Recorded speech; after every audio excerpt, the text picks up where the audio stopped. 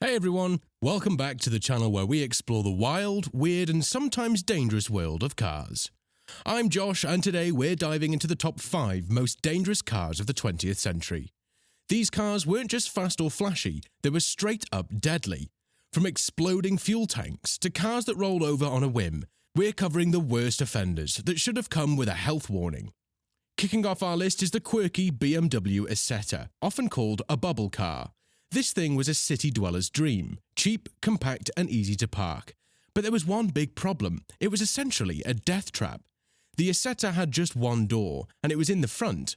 So imagine this, you crash and your only way out is through the front, which is now crushed against another car or a wall. Good luck getting out of that one. And don't even think about safety features. This microcar was so small it offered zero protection. It's the kind of car that makes you think, yeah, walking isn't so bad. Next up, we've got the beast that made off-roading feel a little too extreme, the Ford Bronco 2. A high-riding SUV that was ready to tackle rough terrains, or, flip over at the slightest turn. This thing had such a high centre of gravity and such a narrow track width that it was just begging to roll over, especially if you were trying to swerve or make a sudden lane change. There were countless lawsuits over these rollovers, and it gave the Bronco 2 a reputation as one of the most dangerous SUVs of its time. So if you owned one, congrats, you were living on the edge.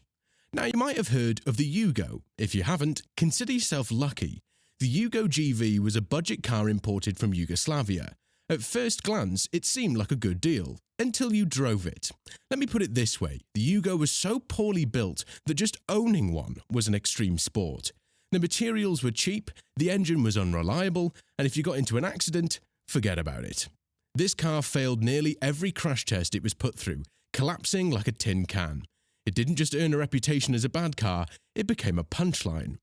Next, we've got the car that literally changed automotive safety regulations, the Chevrolet Corvair. It had a sleek design and a rear-engine setup like a Porsche, but with one fatal flaw.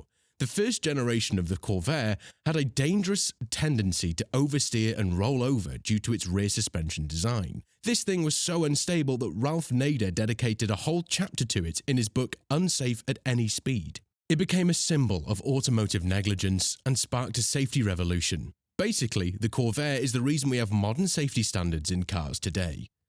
And here we are at number 1, the infamous Ford Pinto. If you know this car, you probably know why it tops this list. The Pinto had a major design flaw. Its fuel tank was located right behind the rear bumper. So, in a rear-end collision, the tank could easily rupture, causing the car to go up in flames. Even worse, Ford knew about the issue but decided it was cheaper to pay off lawsuits than to fix the actual problem. The Pinto was responsible for hundreds of deaths and injuries, and it stands as one of the darkest moments in automotive history. So there you have it, the top 5 most dangerous cars of the 20th century. These cars may be iconic for one reason or another, but they've definitely earned their place in the automotive Hall of Shame. Which car do you think was the worst offender?